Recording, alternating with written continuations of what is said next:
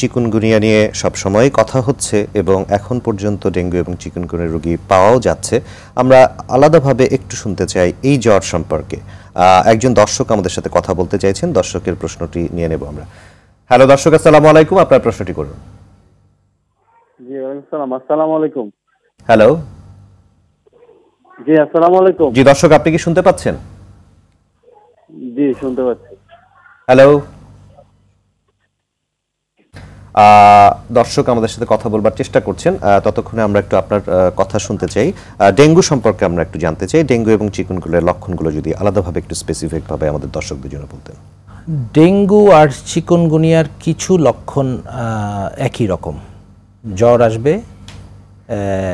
তার আগে একটু বলে নেই, ভাইরাস জ্বরগুলার অন্যতম একটা প্রধান উপসর্গ, ডেঙ্গু চিকুনগুনিয়া একটা ভাইরাস, এটা মেনে নিয়েই বলছি। জি। অন্যতম প্রধান একটা বিশেষত্ব হচ্ছে যখন জ্বরটা আসে শুরুর দিনই অনেক জ্বর চলে আসে। জি।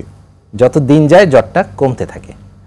আর উল্টাটা যদি হতো টাইফয়েড প্যারাটাইফয়েড, সেটা শুরুতে অল্প জ্বর থাকতো, যত দিন যাইতো তত জ্বরটা বাড়তে থাকতো। জি। আমরা বলি যে প্লেন আকাশে ওড়ার মতো, আর ভাইরাস জ্বর হচ্ছে প্লেন মাটিতে নামার মতো। তো ওই ডেঙ্গু চিকুনগুনিয়া অনেক বেশি জ্বর দিয়ে শুরু হবে, শরীর ব্যথা থাকে। ডেঙ্গুতে কিছু স্পেশাল উপসর্গ হলো মাথা ব্যথা, চোখের পিছনে ব্যথা, জি, কোমর ব্যথা, এগুলো থাকে। চিকুনগুনিয়াতে আপনার পার্টিকুলার যে গিরাগুলা, ছোট গিরা থেকে শুরু করে বিভিন্ন ধরনের হাতের এই গিরাগুলা ব্যথা হইতে পারে, পায়ের বড় গিরাগুলো ব্যথা হইতে পারে, মানে আমরা বলি আর্থ্রাইটিস ডেভেলপ করতে পারে। চিকুনগুনিয়াতে বেশি, ডেঙ্গুতে এটা কম হয়। ডেঙ্গুতে ওভারঅল সারা শরীরে একটা ব্যাপক ব্যথা থাকে। জি। এই ধরনের জ্বর এবং ব্যথা বা অন্যান্য লক্ষণগুলো যখন প্রকাশ পাবে তখন আসলে কখন পরীক্ষা করা উচিত বা ল্যাবরেটরি ইনভেস্টিগেশন করা উচিত, বা কখন আর সময় নষ্ট না করে চিকিৎসকের শরণাপন্ন অবশ্যই হওয়া উচিত, সেটা একটু বলবেন। এখন আমরা তো ডেঙ্গুর সময়টা পার করলাম, মানে মোটামুটি এখন একটা দুইটা তিনটা করে হচ্ছে, অত বেশি হচ্ছে না ডেঙ্গু। কিন্তু বর্ষাকালটা আমাদের নভেম্বর পর্যন্ত ব্যাপক হারে ডেঙ্গু হয়েছে, নভেম্বর ডিসেম্বর পর্যন্ত হয়েছে।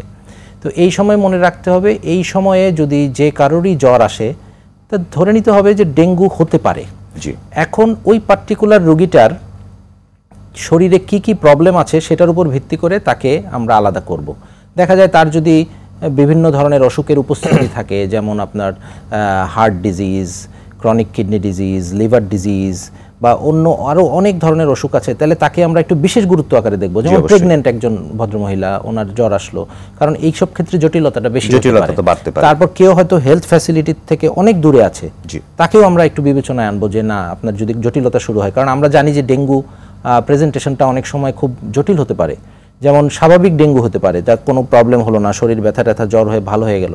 আরেকটা হতে পারে যেটা আমরা শুনেছি, ডেঙ্গু হেমোরেজিক ফিভার, যেটাতে আমাদের শরীরে এক ধরনের ঘটনা ঘটে যে প্লাজমা লিকেজ হয়, আমাদের রক্তনালী থেকে পানিগুলো বের হয়ে শরীরের বিভিন্ন জায়গায় জমে যায়, যেমন অ্যাবডোমিনাল ক্যাভিটি, পেটে জমতে পারে, ফুসফুসের পর্দায় জমতে পারে। তাহলে জমে গেলে হবেটা কি? জমে গেলে আমাদের রক্তনালীর মধ্যে থেকে যদি পানিগুলো সরে যায় তাহলে আমাদের প্রেশারটাও তখন ফল করে যাবে। তখন আমাদের তো সব কিছু মেনটেন করার জন্য প্রেশার লাগবে, তখন আমরা বলি শক।